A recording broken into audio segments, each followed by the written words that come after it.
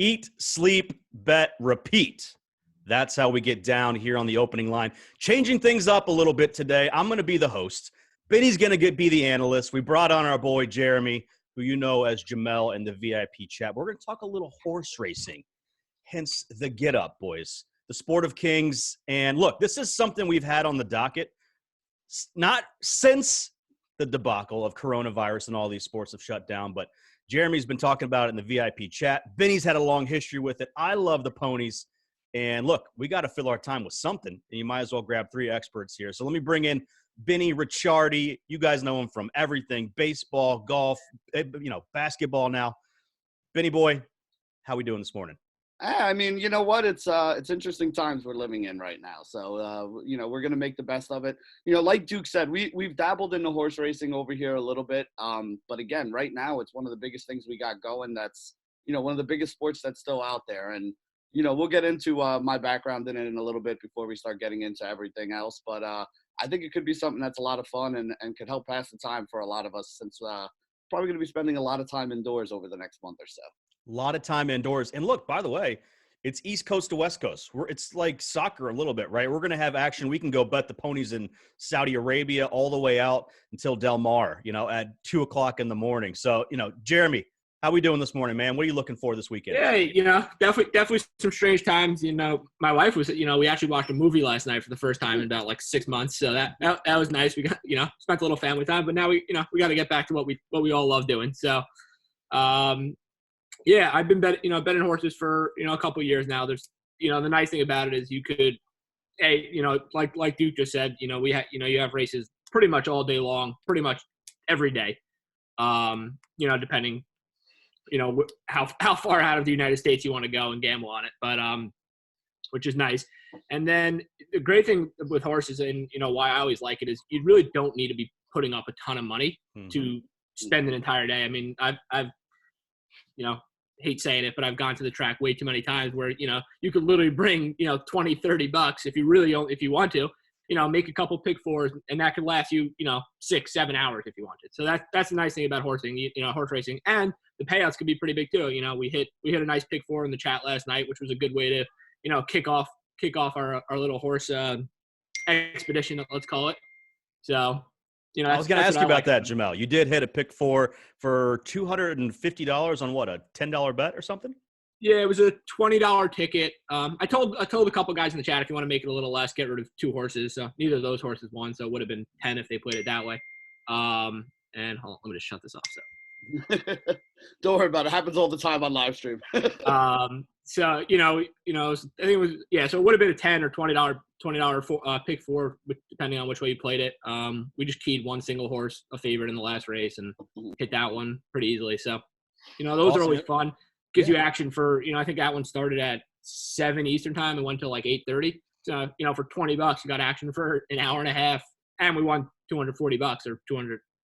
I mean, you can't really beat that on a regular day of full sports action, but on a day with nothing, when the apocalypse happens, hell of a start to the weekend. And we're going to talk through a lot of different types of bets, just kind of an intro into sports or horse racing and betting on the ponies here. But we'll go through a little backgrounds. Myself, my grandfather owned trained thoroughbreds. My uncle trained thoroughbreds. I was at the track. My dad worked at the track his whole life up until he started his business career here.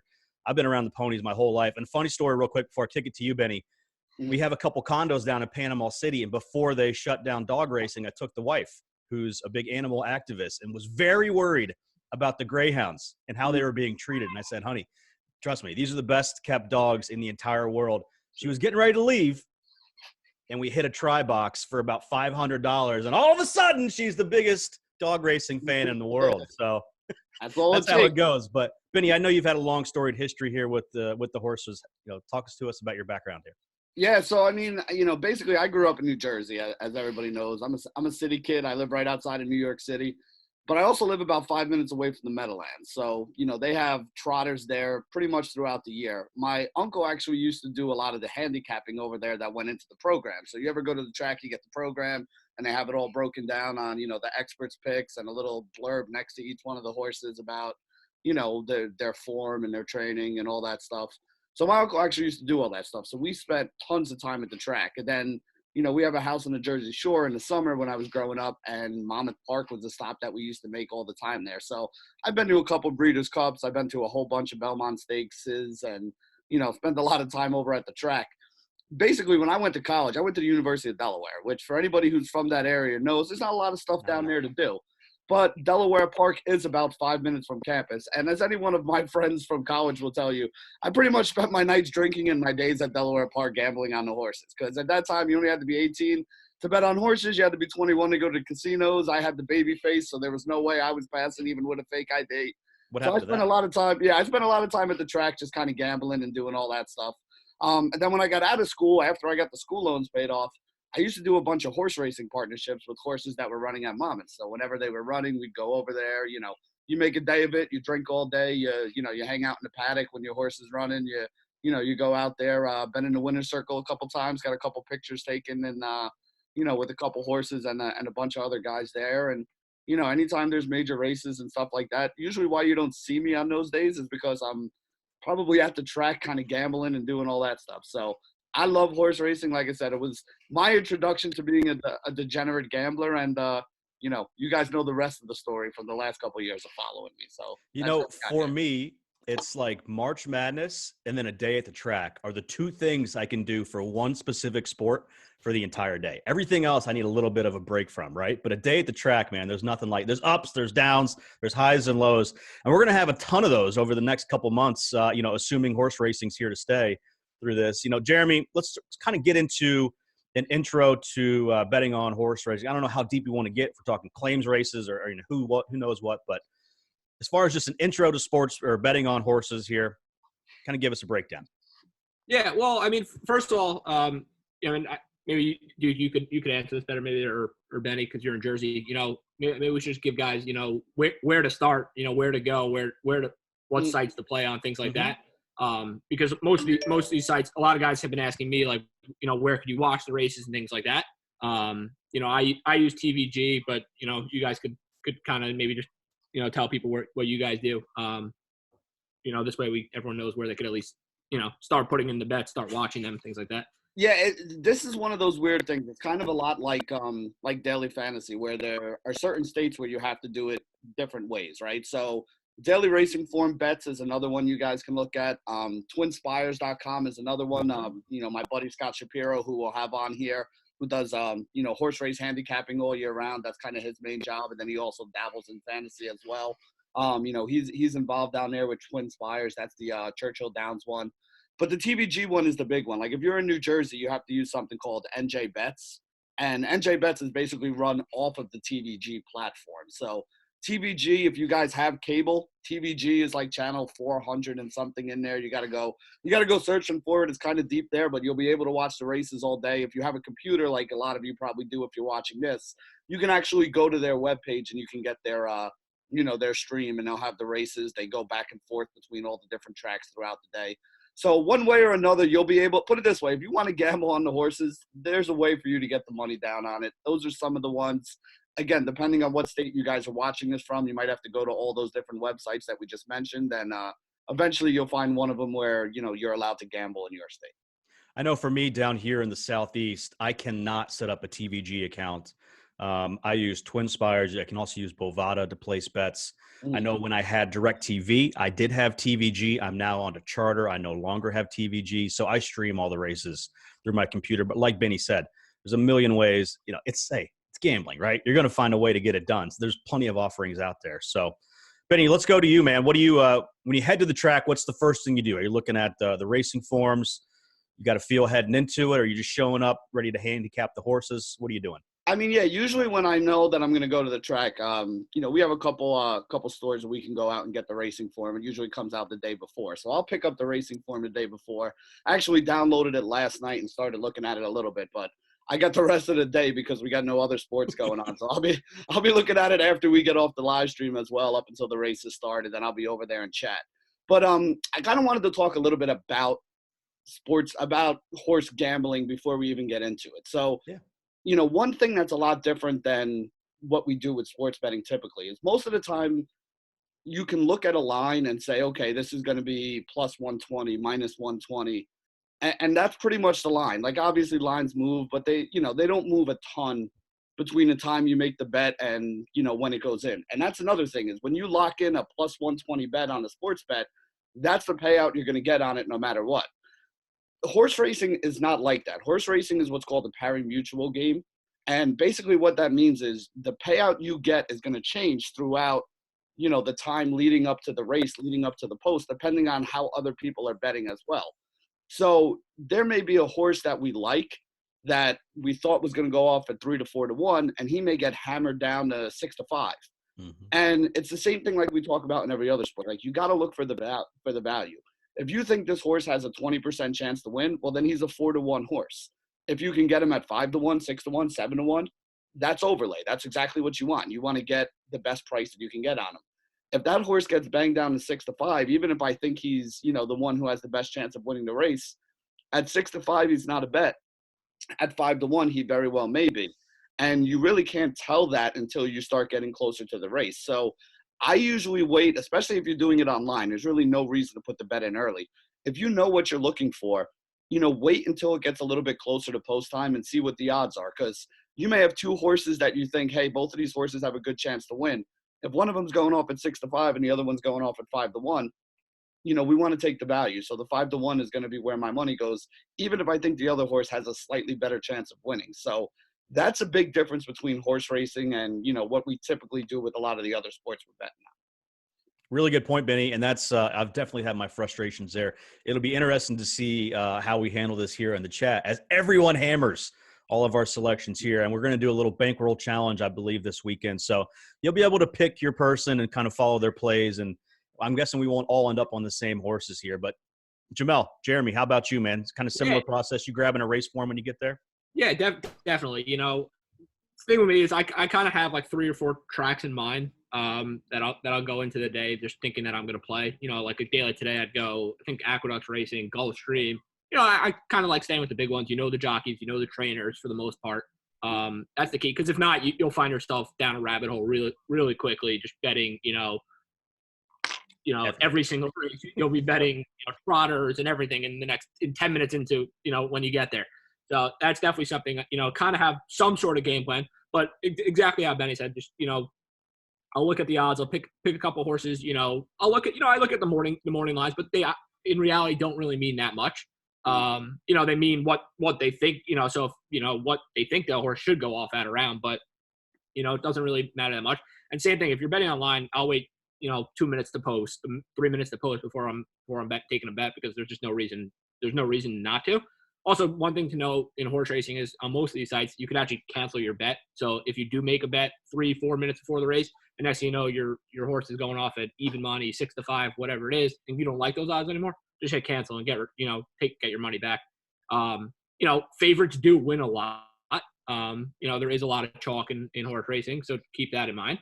But it doesn't mean there's not a ton of money to be made on long shots and things like that. You just got to know where to pick your spots, and obviously we'll walk you through all that. And then one other thing is that you got to just make sure all the different type of bets, and we'll obviously go through that. There's 100 ways to play every race. You could play, some guys only play win, some guys play win, play show, pick threes, pick fours, exactas, whatever. So if you know that, and I guess Duke, it's up to you, but we could kind of go over that maybe. Then if it's a minute or 2 minutes before the race and we're telling you to pick, play an exacta box or a try box, key this, whatever, you guys know what we're talking about. So it doesn't take you 20 minutes to get the bet in. And by the way, there's a lot of scratches in horse racing, right? So we may have, 6 horses in a race and we end up with 3 come post. So another reason today, it's raining up in the New York area today. So I wouldn't doubt if we see, we see a couple of horses get scratched out. And even when the weather's nice, you see horses get scratched out. And anybody who actually follows horse racing, we actually had a big scandal up in the New York area with a bunch of trainers recently. So all of the horses that those trainers had entered into the races for the next week or so, because the entries were already in, basically a couple of trainers got caught giving steroids to a couple of their horses. So all those horses that were under the care of those trainers are going to be scratched today as well. So you may see a lot of 4 and 5 horse fields at Aqueduct today. Well, let's get into it. Let's talk about the types of bets. Jeremy mentioned it there, and I'll go to you, Jeremy. So let's just talk about basics: win, place, show, and then go through maybe exacta and try. Yeah, so obviously win, play, show are the most simple bets that anyone can make. Win obviously is your horse. You're betting the horse to win the race. Place, you could bet a horse to place, and it could come in second. It'll reduce the odds from what the win is, but you'll still win. And show is pretty much betting the horse to come third place. If you bet place or show and your horse comes in first place or second place, you still win. So keep that in mind. Obviously, but not as much, which is a big exactly. Most of the time I just play, I'll just play win. Once in a while I'll play, I'll place a horse. But if I'm betting that horse to win, I want the full odds. So, I'll take it to win. If you're betting favorites to show, you're going to bet $2 and get paid $2.10. You make 10 cents every time you bet. To risk $2, not exactly worth it. So those are the main bets in horse betting. And then I guess the second bet that a lot of people play would be the exactas. I guess we could go that way. So exactas are, you're just betting the exact finish of the first two horses in the race. So you'll be betting, the 6 horse to win over the 7 horse. And then something you could do with that is you could also box it. So you could have, so if we say box it, we're pretty much saying it could come in either order. So if you're betting $1 exacta box, you're really betting $1 on horse A to finish over horse B and horse B to finish over horse A. And they both have to come in 1 and 2. Exactly. And then from there, it just gets exponentially crazier, Benny. Let's kick it to you, man. Tries, superfectas, daily doubles, pick 3s, pick 4s. There's so many fun things to bet at the track. And as always, hey, if you have a tough day, just take every damn horse in the last race, right? You got to walk out of there with a winning ticket. But let's kick it to you, Benny. Yeah, I mean, listen, for those of you who are trying to make a big score, you really want to be looking at like trifectas and pick 3s, pick 4s, pick 6s, things like that. So, Jeremy did a good job, breaking down. Basically, the exacta is first and second place. The trifecta means you got to pick the horses that come in first, second, and third place. Now, obviously, that's, exponentially harder. There's also a superfecta where it's first, second, third, and fourth place, which is also exponentially even harder than that because you have to get the horses in the right order. So, obviously the fact that it's a lot harder to do means that you're going to get a much higher payout on it, which is nice. I want to build on something that Jeremy said before too, though. Like, favorites win in horse racing probably about 35 to 40% of the time, depending on what track you're at. That's a 40% is probably the number that you're looking at. Favorites come in the money, though, meaning win, place, or show, first, second, or third, more like 85% of the time. So you could bet against the favorite not to win, but pretending that a favorite's not going to come in the top 3 is something that isn't going to happen very often on a card. You might have 2 or 3 races on an entire card where the favorite finishes off the board. So if you're playing the exotics, one of the things I like to do, you got to think about it this way, right? Like, it's just like playing DFS. The favorite is the chalk. The chalk is always over bet. So if you're going to take the chalk horse to finish first, and then try to put a couple other horses in second and third to get an exacta or a trifecta, your payout's not going to be that great. So again, if we look at favorites winning 35 to 40% of the time, but coming in the money 80% of the time, you actually have a 45% chance that horse is going to come in the money, but not be in first place. And the payouts when they don't come in first place, the favorite, are usually a lot higher. So one of my favorite things to do when I'm playing exactas or trifectas is include the favorite in it, but include the favorite on the bottom in second or third, and then try to find a horse or 2 horses that I think can beat them or can get up there with them. And those are usually the horses that I play in first position for an exacta or a trifecta, because that's really a way where you can kind of juice up your payouts. Now, again, like we talk about a lot of times in DFS as well, if you're playing a horse that is chalk, it's like if you're playing the chalk stack in baseball. If you're playing the chalk stack in baseball, you also don't want to have the chalk pitching with it, because you're not going to get a very good payout. You're not going to have a chance to make a score there.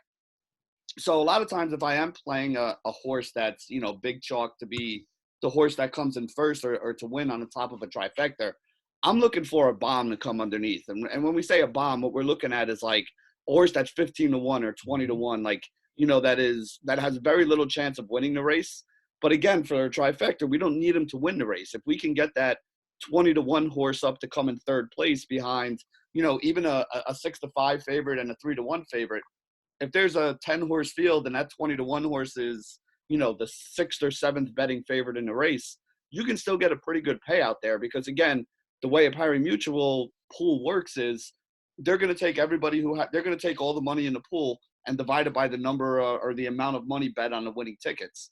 So if you have something that's slightly off the board from what everybody else has, you could be one of a few people. You could be the guy with that 1% owned, unique GPP lineup, which is the same thing in a trifecta. And you could still take down, 4 or 5 figure scores on some of these. So that's just kind of a little bit of the way that I like doing it. Now, I know Jeremy does a lot of stuff with the horizontal wages, like the pick threes, the pick fours, even the pick 6, pick 5, if we get some of those in there. So you want to talk a little bit about that, Jeremy, and kind of break down the ideas there? Yeah. So, with those, it's similar to what you just said. We're sort of looking, you're looking, obviously you have to, it's not the easiest thing to pick the winner of 4 races in a row, 5 races in a row, 6 races in a row. And on top of that, when you are picking 4, 5, 6 races in a row, when favorites do hit 30, 40% of the time, you're going to have chalk in that. You're going to have the favorite. So the way I pretty much lay those out is, from the start, I'll go, let's say we're doing like the pick 4 last night that we hit. I'll start that looking at those 4 races and finding one favorite that I'm very confident he's going to win that race. And I'm just going to single him, which means in that race, that's going to be the only horse I'm going with. The reason for that is because if you have, 2+ horses in every race, a 50-cent ticket becomes $100 really quick. And, granted, that even if we spent $100 last night, we would have still made money. But most of the time, it doesn't always work out that way. So you want to get all the horses you want for the least amount of money. So, the key with that is you usually have to, key or single one horse in one race at some point. So I sort of work backwards from there. Mm-hmm. So I'll find the horse that I like, the best. I usually hope it's not the last race because it sucks to get to the last race and you have one horse. One leg, yeah. Granted, it worked out yesterday, but, I like having more horses backed up at the end. Mm-hmm. But, obviously, you got to play it how the odds do it. But so we'll do that. And then working the other way on the other 3 races, let's say, I'll look for, they don't have to be these crazy, especially because when you're betting, to win 4 races in a row, you don't need to hit the 60 to 1s and the 70 to 1s to have a huge hit. Last night, I keep going back to it, but, we hit a 10 to 1. I think there was a 6 to 1, and the other 2 were pretty much, one off even money, maybe 2 to 1, and it still paid, 200 plus. So, you don't need to be hitting these crazy 80 to 1, 90 to 1 horses to win. I'm looking for, for good value of horses that could still win the race. For instance, if there's 5 horses going off in 99 to 1, yeah, if they hit, will the ticket pay a crazy amount? Yeah. But I'm not looking to bet that because I don't need that to make my ticket as valuable as it's still, to make it crazy valuable where it could still be worth a ton of money if we're still hitting, the 7 to 1s, 8 to 1s, 9 to 1s, 10 to 1s. So, a key is I really look for horses that could actually win the race. I'm not only looking at the numbers. And then the last thing I'm doing is I'll find, a couple races, you still need to have that favorite in it. Obviously we're rooting against it, but if you're betting to win, let's say a pick 6, you're still going to want to pretty much include the favorite in almost every race. Because you don't want to get up to race 4 or race 5 and the favorite just destroys the field, which is very likely could happen. And now your whole ticket's gone because you're like, wow, I didn't want to spend the extra, $2-3 to include the favorite in every ticket. So that's sort of how I lay them out. Obviously we're looking to beat the favorite, but you still have to kind of throw the favorite in there. Just because you want to protect your ticket pretty much. And every horse you add just exponentially grows the amount that you're putting in. So as this is going to be super fun as we go through this and kind of learn how each other bets and how we find winners. For myself personally, I grab, the racing form and do a quick scan and just see if anyone really stands out. And that's kind of where I start my pick 4.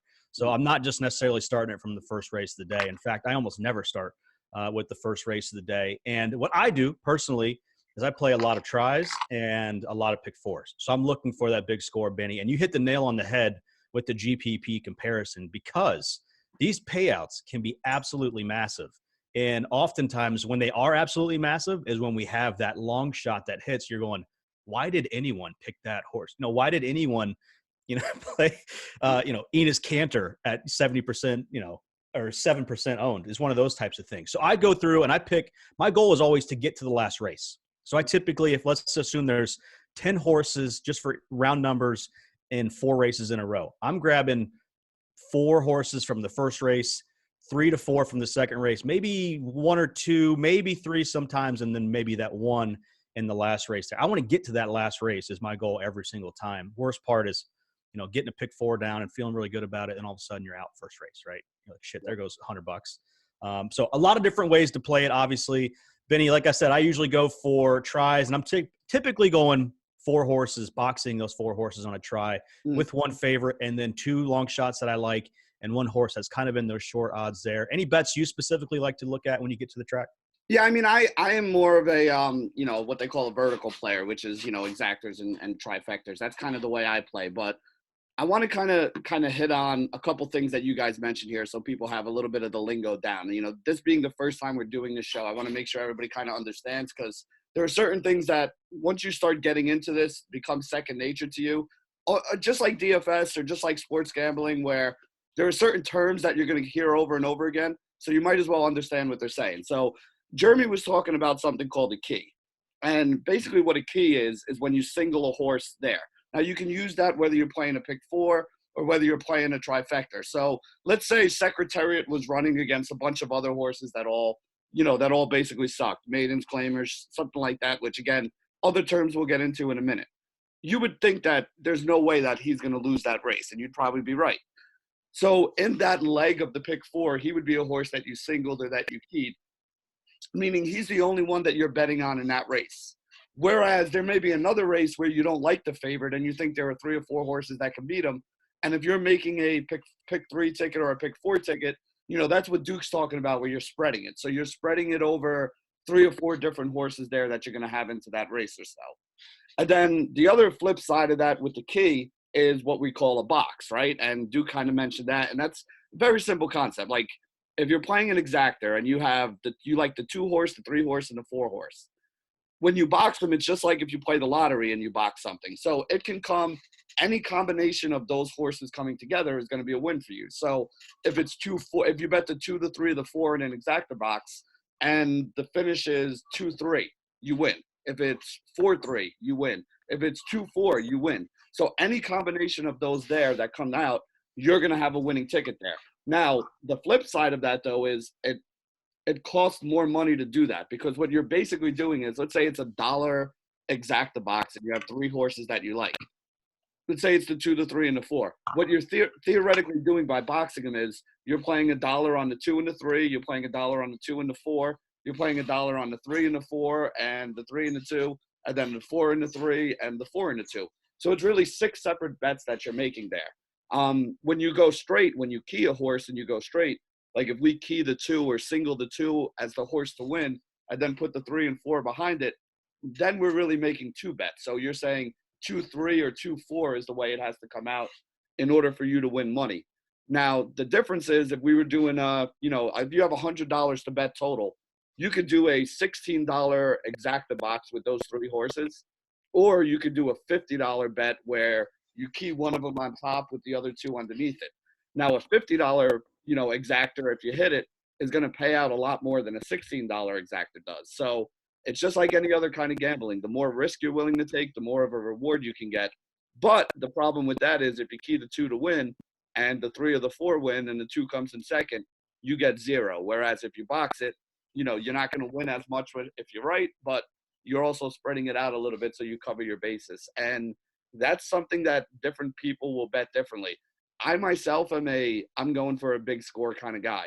So I don't box things as often as a lot of other people do when they go to the track. If I have a strong opinion that the 4 horse is the best horse in the race, or the 4 horse is the best value and that's the horse I want on top, I'll give up the small win sometimes so that when I do have a big hit, I want to hit a $10 or $20 straight trifecta that's going to pay me 4 figures, as opposed to boxing it and putting 4 or 5 horses in there on the box and hitting it for like $3 or $4 and getting paid out like $150. Betting $50 and winning $150 is not going to change my life. Betting $50 and winning $13,000, that's going to change my life. So that's usually the way I look to do it. I'm more of a big score kind of guy in horse racing. And Jeremy said something at the beginning of the show that is basically my mantra in horse racing, and it's one of the reasons why I love it. You could lose 9 races. You could lose all fucking day and have a shitty day. But you hit that 10th race and you walk home with a shitload of money in your pocket. And that's what's cool about it is you could turn a little bit of money into a lot of money. Again, it's not like it's super easy to do, otherwise everybody would be doing it. But if you follow that kind of pattern and you play it like a GPP, right? Like, we're not looking to just cash. We're looking to fucking make a score. So you go and you make that big score. You make the bet to make that big score. Again, you might lose 6 or 7 times, but you hit it on that 8th time. You could go to the track with $100 and walk out with 4 or 5 figures in your pocket. I can tell you the truth. I've done it before, and hopefully I'll be able to do it again in the next week or so. That's probably a really good way maybe to wind this thing down, Benny and Jeremy, is talking about I guess let's do a couple things. Let's talk about bankroll management first. I'll kick it to you, Jeremy, and then we'll talk about kind of racing forms, what we're looking at when we get there, different kind of tracks, jockeys, et cetera. But as far as bankroll management, like Benny said, it's tough, right? You can literally have 8 hours of losing, and to have the patience to not bet every single race and stick to a plan is hard, just like any type of betting. But strategies, bankroll management, what are you looking to do here on a full, let's say you have this weekend, right? Starting today, you're going to start betting Friday, Saturday, and let's hope we get to Sunday with some money in our pockets. How are you going to play this out? Yeah, well, just to start, I recommend, for the most part for everyone, just start your own separate horse betting bankroll. Don't combine this with, your regular sports bankroll, because, this is definitely not something that we're betting, specific units or things like that, especially because there's so many different types of bets that they're all different. One thing I'll do when I get to a track is, for the most part, if I start with a 50-cent pick 4, I'll pretty much just go 50-cent pick 4s the whole day. And, I try to keep, it depends on the racing. So it's the races and how they're laying out, but I kind of try to keep the ticket values of my pick 4s or pick 5s or pick 6s somewhat consistent throughout the day. Just so I'm not going, overboard on one pick 4, lose that, doubling up. I kind of keep it consistent because, like you both said before, one hit is going to win you back all your money for the most part, and then some. So it's not like you got to go doubling on the next race or things like that. So I sort of stay that consistent, and I'll pretty much just lay out the day in my head. Be like, all right, I'm betting Gulfstream and Aqueduct today. There's 12 races, meaning I could bet theoretically 4 or 5 pick 4s, if I wanted, or pick 5, pick 6, and then just divide it in my head. So if I'm thinking, all right, I'm going to bet 50 cents, my average ticket's going to be $20. I have $100, I did the math wrong in my head, but theoretically be like, all right, that gives me 5 pick 4s. That's enough for the day, and just lay it out like that. If you're planning on betting, every race or race by race, do the same thing. Divide it in your head. All right, 10 races, $100. I'll bet $10 a race. Now, obviously, you're going to win money back, hopefully. So, you're going to get that money back. But that's sort of how I'll lay out the day. So, come up with a number in your head before the day starts, so that you're not in race 6, 7 and be like, oh shit, I love this pick 4, but my bankroll's done for the day. So. Yeah, Benny, that's what I was going to kick it to you with is, for me personally, I start out with a budget for the day. And then depending upon how my early races are going, it doesn't typically shrink, right? That's typically how it goes. Yeah. But my budget can grow. So I do tend to press if things are going well, or I feel like I have a particular read on a track or a trainer. Is that kind of how you handle it? So I might be a little different. I'm going to be honest. I will bet, if I'm betting a card, I'm going to bet every race in the card. Mm-hmm. That's just the way I do it. But I will not bet the same amount of money in every race in the card, because I'm not going to have a strong opinion on every single race. Now, the way the races go off, you're going to get one every 15 or 20 minutes, right? Depending on what track you're looking at. I usually try to play multiple tracks. Like, I'm usually playing, if you buy a daily racing form, you get 4 or 5 tracks there. I'm like Jeremy. I try to stick to the big ones, the ones that, the jockeys, the trainers. You may even be familiar with some of the horses. After you start doing this for a little while, you start seeing horses' names that you're like, oh, I remember that race, or I remember seeing this guy last time out, and things like that. And in a future show, we'll get into, the different conditions and things like that, and, how horses are actually matched up for the races against each other. Because you don't put a superstar horse against a horse who's never ran before. There are levels to this game, and, we'll talk about that some other time. But usually I'll have 2 or 3 like strong bets on the day, like where I really like a certain horse or a certain situation, or vice versa, where I really don't like a certain favorite and I want to bet against them. So let's say you have, I mean, we'll just throw a round number out there. Let's say you're betting $100 on the day, right? The races that you don't really have a strong opinion on, you throw a $5 bet in there or a $2 bet in there. So you have some action. It kind of keeps you in the game and it keeps you involved there. But when you get to the races where you really like something, that's where I want to put down like a straight $25 exactor or bet a $10 try with one horse on top and key 2 or 3 horses I like underneath them, which would end up being like a 40, 20, 40, $60 bet depending on how many other horses you include in there. So I will have a number that I'm looking to bet for the day. Like when I go to the track, I might go to the track with like $300 or $400 in my pocket. And I'll say, all right, this is what I'm betting today. And then like Duke was saying too, if I nail a big try on the first race and now I got $1,000 in my pocket, I might take the 400 or 500 I came to the track with and put it in my left pocket. And then with the other 400 or 500 I now have, instead of betting 20 or 30 bucks on a race, now I'm betting 50 or 100 bucks on the race because I got a little extra capital. So that's the way I go about doing it. First, I kind of worry about, let me see if I can get above the amount of money I came with and then kind of put that back in my pocket. And then what I'll do for the rest of the day is I'll play off the profits that I have. So if I have a profit and it's a big profit, I'm going to look to make this a really big day and try to hit like, a huge $50 try that's going to pay, $40 for a $2 bet, meaning my $50 bet is going to pay me $1,000. And, now I have a sizable amount of money where I can be like, all right, hey, I made a pretty good score today. If I'm having a bad day, which again, you're going to have your good days and bad days at the track.